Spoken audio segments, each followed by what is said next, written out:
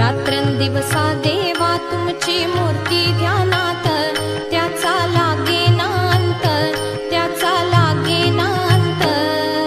स्वप्नात आले माझ्या गुरुदेव दत्त, स्वप्नात आले माझ्या गुरुदेव दत्त.